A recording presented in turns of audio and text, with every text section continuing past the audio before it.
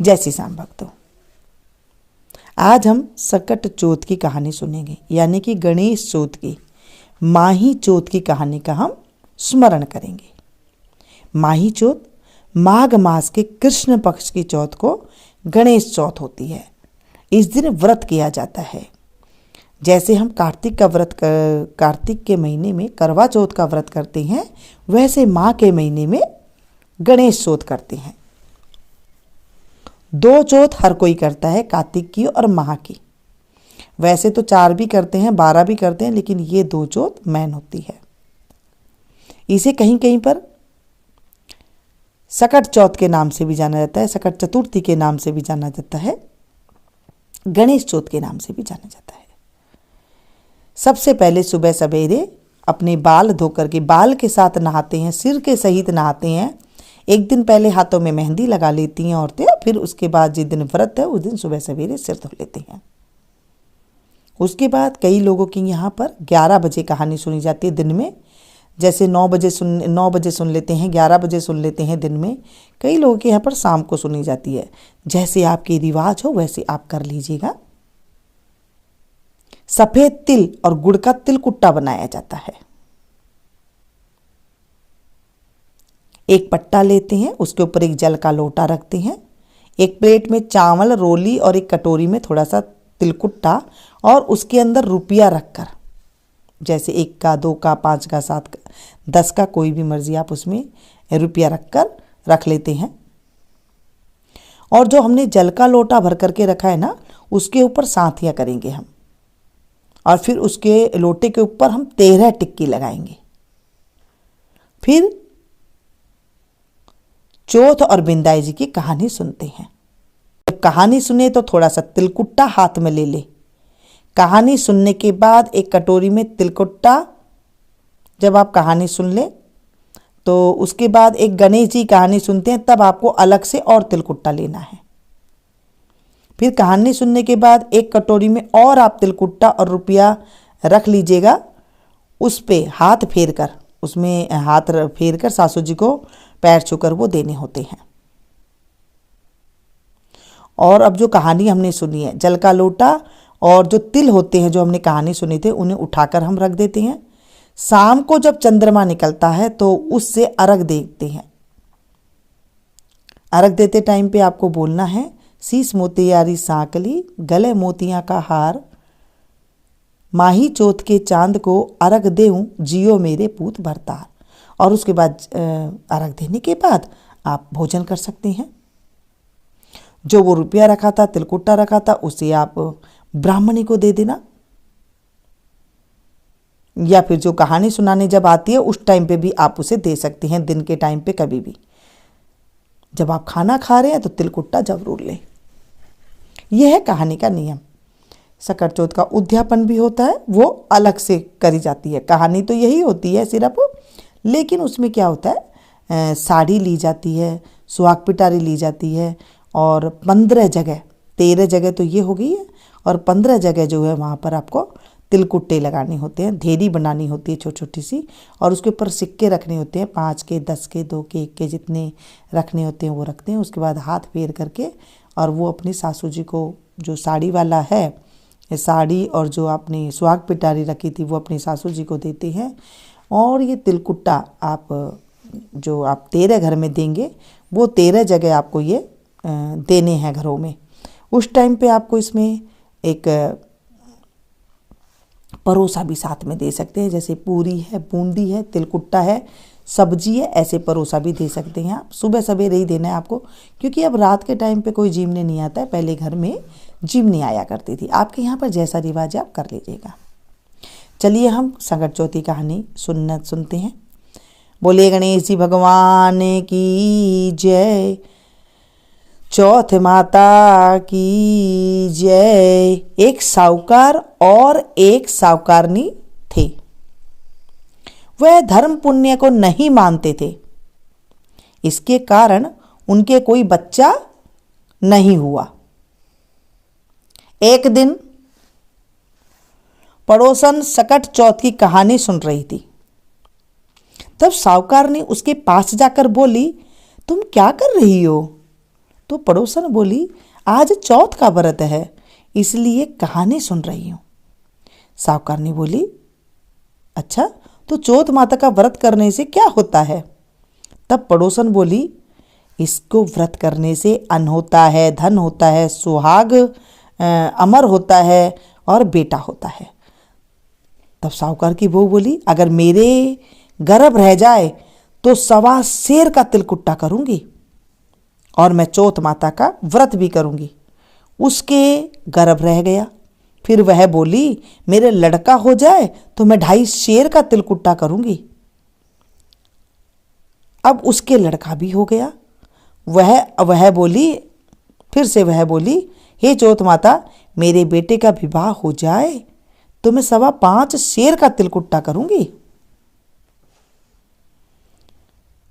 जब बेटे का विवाह का समय आया, जब विवाह नजदीक आ गया तो वह बेटे का विवाह करने के लिए गई। तब चौथ विंदायक ने सोचा कि जब से इसके गर्भ रहा है तब से रोज तिलकुट्टा बोलती है और अब तो बेटे का विवाह भी हो रहा है, तब भी तिल का एक दाना भी नहीं दिया इसने। अगर हम इसको प्रपंच नहीं दिखाएंगे तो अपने को कलयुग में कोई भी नहीं मानेगा। हम इसके बेटे को फेरे में से उठा लेंगे। जब उसके बेटे ने 3 फेरे लिए तो चौथ माता आई और उसके बेटे को उठाकर ले गई। गरजती हुई आई और उसके बेटे को उठाकर पीपल पर बिठा दिया। चारों तरफ हाहाकार मच गया और सभी लोग उसको ढूंढने लग गए, परंतु वह कहीं भी नहीं मिला। थोड़े दिन बाद लड़कियां गणगौर पूजने गांव से बाहर दूब लेने जाती थी। तब वह पीपल में से बैठकर कहता, आ मेरी अदब्यायड़ी, आ मेरी अदब्याई। यह बात सुन सुनकर वह लड़की सूख कर कांटा हो गई। तब लड़की की माँ बोली, हे बेटा, मैं तुझे अच्छा खिलाती हूँ, अच्छा पहनाती हूँ, फिर भी तू क्यों सूखती जा रही है? तुझे क्या कमी रह गई है? तब वह बोली, जब मैं लड़कियों के साथ दूब लेने जाती हूँ तो एक पीपल में से एक आदमी बोलता है कि आ मेरी अदब्याई, और हाथ में उसने मेहंदी लगा रखी है, सेहरा बांध रखा है। उसकी माँ उठी और देखा कि वह तो उसका ही जमाई है। तब वह अपने जमाई से बोली, यहाँ क्यों बैठा है? मेरी बेटी को अदब्याई कर दी और अब क्या लेगा? तब वह बोला, मेरी माँ ने चौथ माता का तिलकुट्टा बोला था, उसने नहीं किया और चौथ माता नाराज हो गई और मुझे यहाँ लाकर बिठा दिया। लड़की की माँ साहूकारनी के पास गई और बोली, तुमने सकट चौथ का कुछ बोला है क्या? तब साहूकारनी बोली, तिलकुट बोला था। फिर साहूकारनी बोली, अगर मेरा बेटा आ जाए तो मैं 2.5 मन का तिलकुट्टा करूंगी। गणेश चौथ माता राजी हो गई और उसके बेटे को फेरे में लाकर बिठा दिया। बेटे का विवाह हो गया। तब उन लोगों ने 2.5 मन का तिलकुट्टा कर दिया और बोली, हे चौथ माता, तेरे आशीर्वाद से मेरे बेटा बहू घर आए हैं, जिससे मैं हमेशा तिलकुट करके तेरा व्रत करूंगी। सारे नगर में ढिंडोरा पिटवा दिया, हर कोई तिलकुट्टा करके चौथ का व्रत करो। हे चौथ माता, जैसे उसके बेटे बहू को मिलवाया वैसे सबको मिलवाना। कहते के सुनते के हुंकारा भरते हुए परिवार का भला करना। चौथ माता उनकी रक्षा करना। बोले चौथ माता की जय। इसके बाद हम बिंदाई जी की कहानी सुनेंगे। 2 देवरानी जेठानी थी। देवरानी के धन बहुत था, जेठानी गरीब थी। जेठानी गणेश जी की बहुत पूजा आराधना किया करती थी। वो अपनी देवरानी के घर जाती और आटा को छानती और पीसकर पीस कर आती और छान कर आ जाती, और जिस कपड़े से वो आटे को छानती थी वो आपके घर ले आती थी, और आपके पति को, अपने पति को उस आटे को घोल कर पिला देती थी। एक दिन दौरानी के बच्चों ने देख लिया और आपकी माँ से जाकर बोले कि माँ माँ, ताई तो आपका जो चून वाला, जो आटे वाला कपड़ा है ना, वो ले जाकर ताऊ जी को घोल कर पिला देते हैं। देवरानी बात सुनकर बहुत गुस्सा हुई और जेठानी को बोली कि जब मेरे घर से जाती है ना तो ये आटे का कपड़ा यहीं छोड़कर जाया कर और हाथ भी धोकर जाया कर। उस दिन वो वैसे ही चली गई, ऐसे ही किया उसने। घर गई तो उसके पति ने बोला कि ला आटा घोलकर पिला दे। जिठानी बोली कि आज तो आटा छानने वाला कपड़ा उसने रख लिया। तो इस बात पर उसके पति को बहुत ज़्यादा गुस्सा आया और गुस्से में आकर उसने पट्टे से मारने लगा, खूब मारा उसे। वो बेचारी गणेश जी का नाम गणेश जी करती हुई सो गई। गणेश जी आए और पूछने लगे कि तू क्यों सोती है। वो बोली मेरी दौरानी ने चून का कपड़ा, आटे के छानने का कपड़ा लाकर मैं अपने पति को पिलाती थी, आज उसने वो कपड़ा रख लिया, मैं आटा घोलकर पिला नहीं सकी तो मेरे पति ने मुझे मारा। गणेश जी बोला कि मैं घर घर से तिलकुट्टा खाकर आया हूँ, मेरा निमटने का मन कर रहा है कि मुझे फ्रेश होना है, मन कर रहा है, सो मैं कहाँ जाऊँ। उसने बोला कि महाराज घनी जगह पड़ी है, चाहे जहीं पर कर लो। गणेश जी निमट कर बोले कि मैंने तो निमट तो लिया, अब मैं पूछूं कहाँ।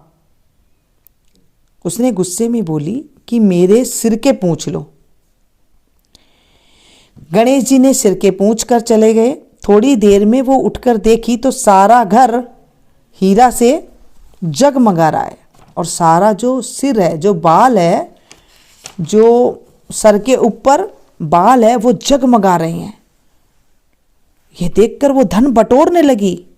तो देवरानी के घर जाने में देर हो गई। देवरानी ने अपने बच्चों को भेजा कि देखकर तो आज ताई आई क्यों नहीं।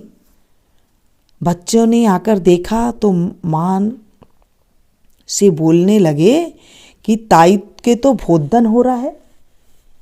देवरानी भागी भागी आई और पूछी कि तेरे इतना धन कहाँ से हो गया। जिठानी ने सारी बात बता दी। इतना सुनकर देवरानी घर गई और आपके पति से बोलने लगी कि मुझे भी पाटे ही पाटे से मारो।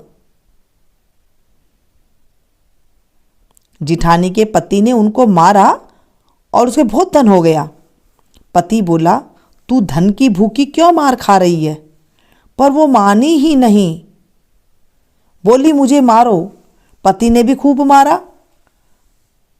वो आपका पूरा मकान खाली कर कर और गणेश जी का नाम लेकर के सो गई।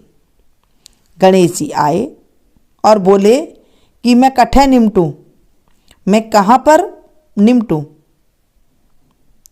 वो बोली महाराज उसके तो छोटा सा मकान था, मेरे तो बहुत बड़ा मकान है, आपकी इच्छा हो जहाँ पर आप टॉयलेट जाकर आ जाओ। गणेश जी सारा मकान में टॉयलेट ही टॉयलेट कर दी। फिर पूछने लगे कि मैं कहाँ पर पूछूं। वो बोली कि आओ महाराज मेरे सिर पर पूछ लो। गणेश जी उसके सिर पर पूछकर अंतर्ध्यान हो गए। थोड़ी देर बाद जब वो उठकर देखी तो सारा घर कूड़े से सड़ रहा है। वो देवरानी बोलने लगी हे गणेश जी महाराज, आपने तो मेरे से कपट कर लिया, जिठानी को तो धन दिया और मुझे कूड़ा गोबर दिया। गोबर ही गोबर कर गए। गणेश जी आए और बोले कि तू तो धन की भूखी मार खाई थी और वो धर्म की भूखी। देवरानी बोली कि हे भगवान, ये तो आपकी माया, अपने आप ही समेटो, मेरे को ऐसा धन नहीं चाहिए। गणेश जी बोले कि तेरे धन में से अगर तू आधा धन जिठानी को देती है तो मैं ये समेटूंगा, नहीं तो ये ऐसे ही पड़ा रहेगा। देवरानी ने खूब उठाने की कूड़े को, कचरे को कोशिश करी, लेकिन वो कहीं से टस से मस नहीं हो रहा था, उतना फिर से हो जा रहा था। देवरानी ने हार थक कर आधा धन जिठानी को दिया। उसके बाद गणेश जी ने अपनी माया को, ये कूड़े कचरे को समेटा। हे गणेश जी महाराज, जैसा आपने देवरानी को दिया ना, वैसा कोई को मत देना। जैसा आपने जिठानी को दिया वैसा सबको देना। कहते को, सुनते को, हुंकारे भरते को भी, और अपने परिवार को भी देना। हे गणेश जी महाराज, आज हमने चौथ माता के गणेश जी की कहानी सुनी है। इस कहानी में कोई त्रुटि हो गई हो तो हमें माफ़ करना। हे चौथ माता, आज मैंने आपकी कथा का स्मरण किया है। इस कथा में कोई भूल चूक हो गई हो तो माफ़ करना, हो गई हो तो पूरी करना, और पूरी है तो स्वीकार करना। हे चौथ माता, मैंने आपका व्रत किया है। इस व्रत के प्रभाव से मेरे घर में अन्न धन की कभी कमी मत होने देना। हमारे घर में आदि व्याधि सदा दूर रखना, बच्चों को निरोगे रखना, और पति की जो है लंबी आयु करना। इस तरह से हमें बोलना चाहिए। और उसके बाद एक जल का लोटा लेकर के, जो अपने गणेश जी की कहानी सुनी थी तब तिलकुट्टा लिया था ना, उसे लेकर के, अगर हाथ में कोई अंगूठी है तो बहुत अच्छी बात है, नहीं तो आप चांदी का छल्ला लेकर के आप सूर्य भगवान को अर्घ दे दें। से अगर आपके 2 लोटा रखते हो तो 1 लोटा सूर्य भगवान को दे दें और 1 लोटा आप चंद्र भगवान के लिए रख लें। और अगर आपके यहाँ 1 लोटा रखते हैं तो आधा जल का लोटा आप सूर्य भगवान को दे दें, और आधे लोटे में फिर आप जल और भर करके फिर आप चंद्र भगवान को देवें। इस चौथ माता की कथा करिए।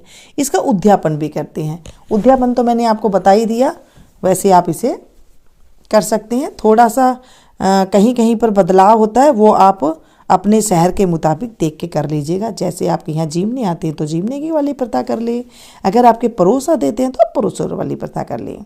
वैसे कईयों के यहाँ पर ना जब लड़का होता है तब करते हैं, लेकिन इसमें लड़का होने वाली कोई बात नहीं होती है। 2 चौथ करते हैं, तो एक करवा चौथ हो गई, एक माह की चौथ हो गई है, सकट चौथ हो गई है, तो 2 चौथ करते हैं। कई लोग 4 करते हैं, जैसे हमने कार्तिक की करी थी, फिर मंगसिर की, फिर पौ की, और ये माह की 4 करते हैं। कई लेडीज़ तो 12 की 12 चौथ ही करते हैं। जैसे आपके यहाँ 4 करते हैं तो आप 4 कर लीजिएगा, 2 करते हैं तो 2 कर लीजिएगा। एक कभी भी नहीं होती है, जैसे आपने सिर्फ करवा चौथ कर ली और फिर ये ना करें, ऐसे नहीं होती है। इसे भी करना जरूरी होता है। करवा चौथ और माही चौथ का जो है इस तरह से 2 चौथ जरूर करी जाती है। या तो 4 करते हैं, 2 करते हैं, सम में करते हैं, विषम में नहीं करते हैं। मिलती हूँ फिर से एक नई वीडियो में नई जानकारी के साथ। तब तक आप लोग देखते रहिए म्यूज़ संगीत।